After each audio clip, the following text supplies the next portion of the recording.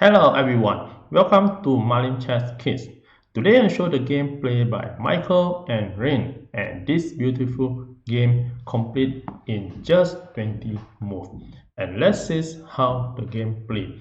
The game starts with a pawn to d4, d5, and bishop to f4. And here you have the idea of the bishop to attack the pawn at c7 and fork the king and win the rook.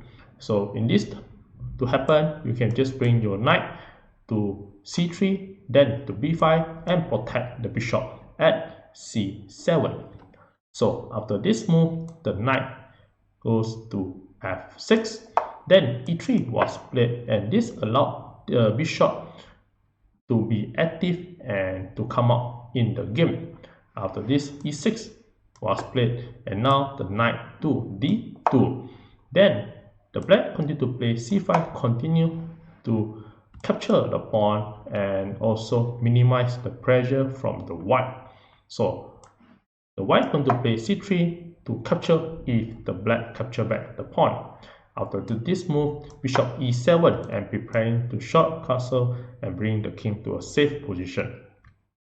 So after this move, bishop to d3 was played and attacking the pawn at h7.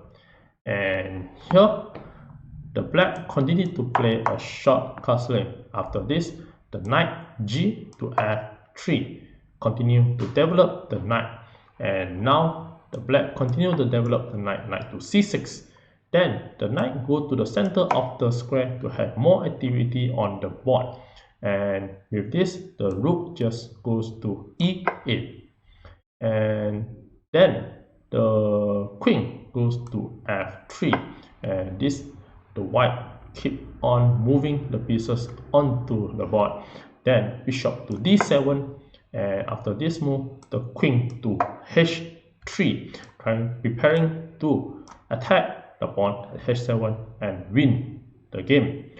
And in order to make this happen, you find a way to attack the knight that protect the pawn, such as in this game, you play a bishop to g5 and attack the knight. So after this move, rook to c8 was played, and this is the first stand move, and you can see that the position is equal for both sides. And the game continue with the white play bishop to g5, preparing to attack the knight and also aim to attack the pawn at h7. So h6 was played, trying to capture the bishop. And after this move, the knight continued to play knight to d to f3, sacrificing the bishop. And in this case, if you capture the bishop, then the position will be clearly better for the black.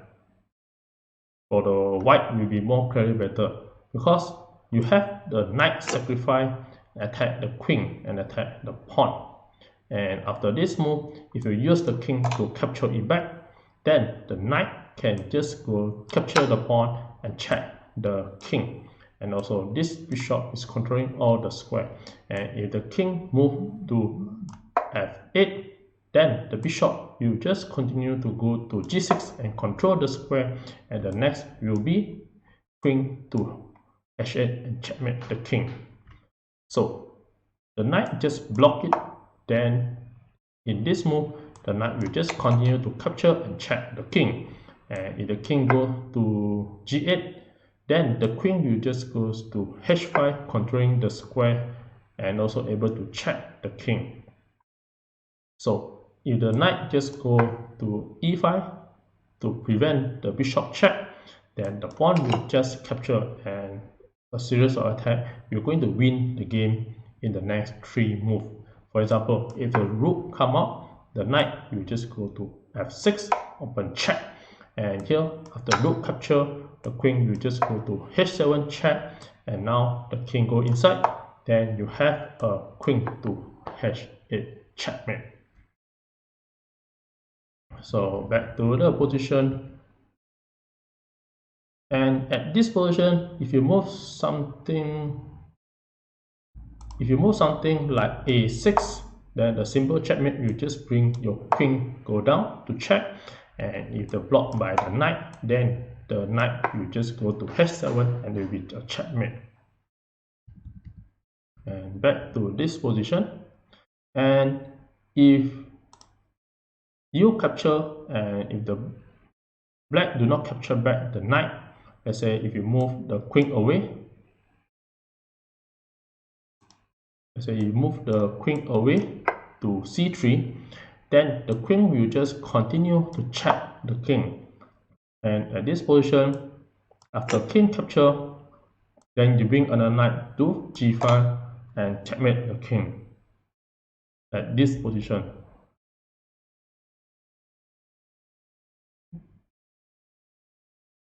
So at this moment, another suggestion that you can play is to capture the pawn. For example, the bishop capture a brilliant sacrifice, and if you use the pawn to capture it back, then the queen will go to g3 and check the king. And if the king go to f8, then the queen will go to f4, continue attack the pawn and check the king. And if you move something like a6, queen will just capture and check the king.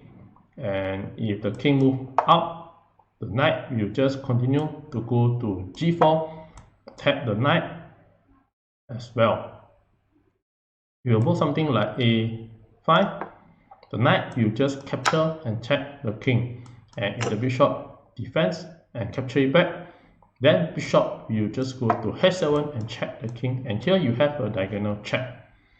And now the king go inside, then bishop will go to g6 and check, open check the king, and now the king go to g8, the queen will go to h7 check, and the king go inside, then the king will just capture and it will be a checkmate. So this will be a very nice sacrifice. So back to this position, in the actual game, the knight d to f3 was played, sacrificing the bishop. And after this move, the knight just captured the knight to simplify the game. And after this move, the pawn just capture the knight and attack the knight and allow the sacrifice again. And this bishop cannot be captured. If you capture the pawn, then the knight will just continue to attack. And if you just move away the knight, for example, you move away the knight to here, then the queen will just go to h7 check, the king go inside, and it will be a checkmate. So after this move, the knight just moved to h7, and here comes the bishop sacrifice, a very nice sacrifice from the white.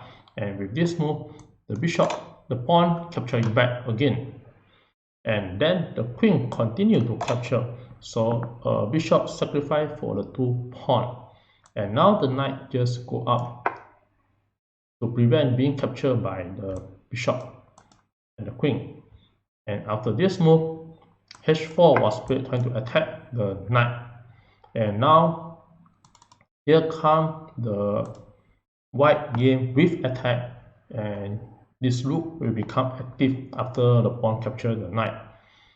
So the knight go to e4 to block the diagonal, and with this move, the white is winning the game and mate in 5.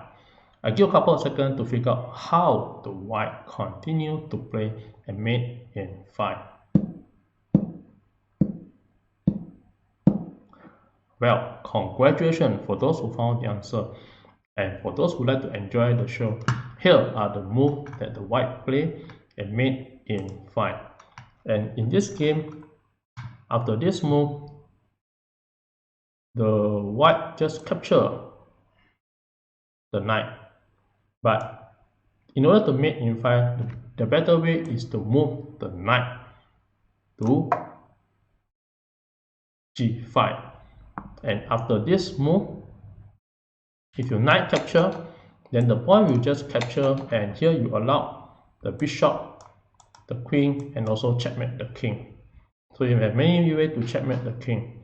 And if the bishop block, then you can just use the bishop to check the king. And now again the king cannot escape. The only way is to move to h8. Then after this move, the pawn, any of this pawn will be captured and will be winning the game. For example, if you use the pawn at g to capture the pawn, now open check will be winning for the white. If you use the rook to block, then here again you no need to capture the rook. The best way is just go for bishop g6 open check, and nothing can be blocked the checkmate.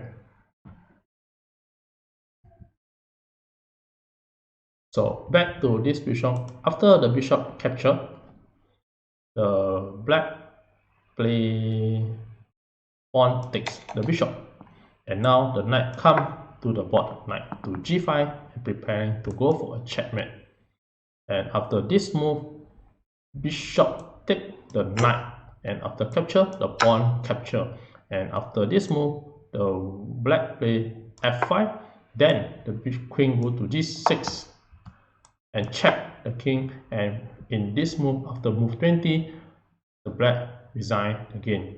And if you want to continue the game, the king only has one space to move, then the rook to h8 check the king, and the king to e7, then you can just have queen to d7 and checkmate the king. A very nice checkmate. And with this, thank you.